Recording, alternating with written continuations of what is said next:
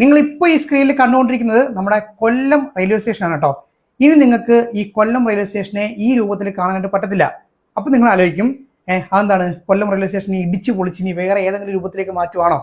Yes, ഇടിച്ച് പൊളിക്കുവല്ല, ഇടിച്ച് പൊളിച്ചുകൊണ്ടിരിക്കുവാണ്. അതും അടപടലം ഉള്ള ബിൽഡിങ്ങുകളൊക്കെ പൊളിച്ചടുക്കി വേറെ രൂപത്തിലേക്ക് മാറ്റിക്കൊണ്ടിരിക്കുകയാണ് കേട്ടോ. കൊല്ലം റെയിൽവേ സ്റ്റേഷൻ ഇനി നിങ്ങൾ ഭാവിയിൽ കാണാനായിട്ട് പോകുന്നത് ഏതാണ്ട് ഈ രൂപത്തിലായിരിക്കും കേട്ടോ. ഭാവി എന്നൊക്കെ പറയുമ്പോൾ അറിയാമല്ലോ, ഗവൺമെന്റ് പ്രൊജക്റ്റുകളൊക്കെ ആകുമ്പോഴത്തേക്ക് നമ്മൾ വിചാരിക്കും ഇനി ഒരു 4-5 കൊല്ലം കൂടെ ഒക്കെ വെയിറ്റ് ചെയ്യേണ്ടി വരുമെന്ന്. പക്ഷെ അങ്ങനെയല്ല. ഏറ്റവും അടുത്ത് തന്നെ നമ്മുടെ കൊല്ലം റെയിൽവേ സ്റ്റേഷൻ എന്ന് പറഞ്ഞു കഴിഞ്ഞാൽ ഏതാണ്ട് അത്യാധുനിക സൗകര്യങ്ങളോട് കൂടിയിട്ട് ഇന്റർനാഷണൽ ലെവലിലുള്ള ഒരു വേറെ ലെവൽ റെയിൽവേ സ്റ്റേഷനായിട്ട് മാറാനായിട്ട് പഴയ കൊല്ലം റെയിൽവേ സ്റ്റേഷനിൽ നിന്നും പുതിയ റെയിൽവേ സ്റ്റേഷനിലേക്ക് വരുമ്പോൾ സംഭവിച്ചിട്ടുള്ള മാറ്റങ്ങൾ ഇനി എന്തൊക്കെയായിരിക്കും നമുക്ക് അവിടെ കാണാനായിട്ട് പറ്റുന്നത്, അതൊക്കെയാണ് നമ്മൾ നോക്കാണ്ട് പോകുന്നത് കേട്ടോ. അപ്പോൾ പ്രധാനമായിട്ടും 2 ടെർമിനലാണ് വരുന്നത്.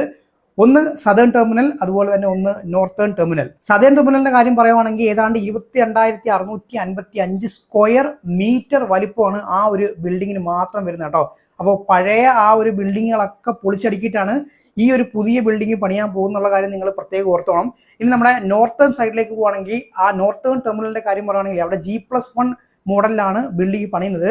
ഏതാണ്ട് 918 സ്ക്വയർ മീറ്റർ ആണ് ആ ഒരു ബിൽഡിങ്ങിന്റെ വലിപ്പം വരുന്നത് കേട്ടോ. ഇനി ഏറ്റവും വലിയൊരു പ്രത്യേകത എന്താണെന്ന് ചോദിക്കുവാണെങ്കിൽ ഈ 2 ടെർമിനലുകളെ ബന്ധിപ്പിച്ചുകൊണ്ട് ഒരു എയർ കോൺകോഴ്സ് ആണ് വരാൻ പോകുന്നത്. അത് നമ്മൾ എയർപോർട്ടിലൊക്കെ കാണുന്ന രീതിയിലുള്ള ഏറ്റവും മികച്ച സംവിധാനത്തോട് കൂടിയുള്ള എയർ കോൺകോഴ്സ് ആണ് വരുന്നത്.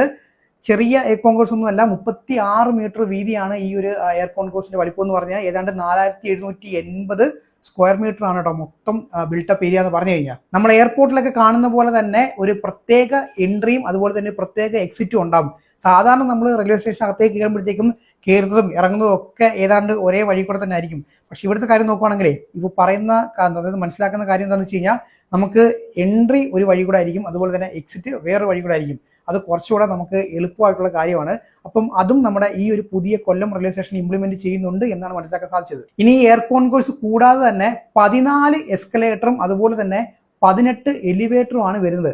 അപ്പോൾ തന്നെ നിങ്ങൾക്ക് കാര്യങ്ങൾ മനസ്സിലായല്ലോ എത്രത്തോളം വലിയൊരു ബിൽഡിങ്ങും എന്തുമാത്രം, അതായത് തിരക്കിന്റെ കാര്യത്തിൽ കൊല്ലം റെയിൽവേ സ്റ്റേഷൻ എന്ന് പറഞ്ഞു കഴിഞ്ഞാൽ വേറെ ലെവൽ സ്റ്റേഷൻ തന്നെയാണ്. അപ്പോൾ അതുകൊണ്ട് തന്നെ അത് മനസ്സിലാക്കിക്കൊണ്ട് തന്നെയാണ് ഇത്രയധികം, അതായത് 14 എസ്കലേറ്ററും അതുപോലെ തന്നെ 18 ലിഫ്റ്റും ഈ ഒരു സ്റ്റേഷനിൽ ഉൾപ്പെടുത്തിയിരിക്കുന്നത് കേട്ടോ. ഈ തിരക്കിന്റെ കാര്യം പറയുമ്പോൾ ഏറ്റവും കൂടുതൽ ബുദ്ധിമുട്ട് വരുന്നത് എവിടെയാണെന്നുള്ള കാര്യം അറിയാമല്ലോ, അതാണ് പാർക്കിംഗ്.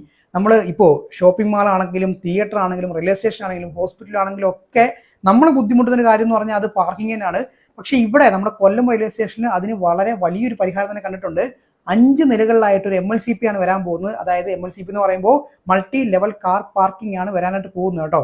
അപ്പോൾ നമുക്ക് മൊത്തത്തിൽ നോക്കുകയാണെന്നുണ്ടെങ്കിൽ സദേൺ ടെർമിനൽ, അതുപോലെ തന്നെ നോർത്തേൺ ടെർമിനൽ, പിന്നെ എയർ കോൺകോഴ്സ്, പിന്നെ ഈ 5 നിലകളിലായിട്ട് വരുന്ന നമ്മുടെ ഈ ഒരു പുതിയ മൾട്ടി ലെവൽ കാർ പാർക്കിംഗ് ഏതാണ്ട് 11,455 സ്ക്വയർ മീറ്റർ ആണ് ഇതിന്റെ ഒരു വലിപ്പം എന്ന് പറഞ്ഞു കഴിഞ്ഞാൽ. അപ്പൊ അതുകൊണ്ട് തന്നെ കൊല്ലം റെയിൽവേ സ്റ്റേഷനിൽ ഇനി ഭാവിയിൽ നമ്മൾ വണ്ടിയായിട്ട് വരുമ്പോൾ പാർക്കിങ്ങിന്റെ കാര്യത്തിൽ ബുദ്ധിമുട്ടും എന്നുള്ള പ്രശ്നം വേണ്ട കേട്ടോ. അപ്പൊ ഇത്രയും വലിയ ഒരു പദ്ധതി ആയതുകൊണ്ട് തന്നെ ഒരുപാട് പൈസ ഇറങ്ങുന്ന ഒരു കാര്യം തന്നെയാണ്. അപ്പൊ മൊത്തം 361 കോടി രൂപ ചെലവഴിച്ചിട്ടാണ് ഇപ്പോൾ ഈ ഒരു പദ്ധതി ഇപ്പോൾ നടപ്പാക്കിക്കൊണ്ടിരിക്കുന്നത് കേട്ടോ.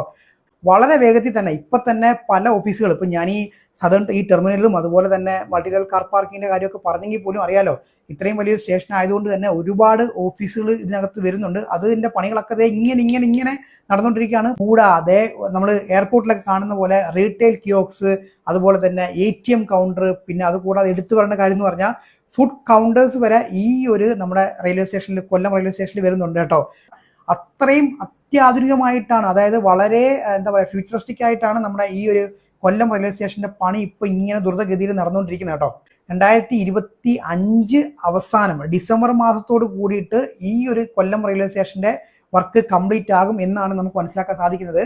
അത് കഴിഞ്ഞാലുടൻ നമ്മുടെ കേരളത്തിലെ നിന്ന് മാത്രമല്ല ഇന്ത്യയിലെ തന്നെ മികച്ച റെയിൽവേ സ്റ്റേഷനുകളുടെ ലിസ്റ്റ് എടുക്കുകയാണെന്നുണ്ടെങ്കിൽ അതിലൊന്ന് നമ്മുടെ കൊല്ലം റെയിൽവേ സ്റ്റേഷൻ ആയിരിക്കും. അത്രയും ഗംഭീരമായിരിക്കും ഇനി വരാനായിട്ട് പോകുന്ന പുതിയ കൊല്ലം റെയിൽവേ സ്റ്റേഷൻ എന്ന് പറഞ്ഞു കഴിഞ്ഞാൽ.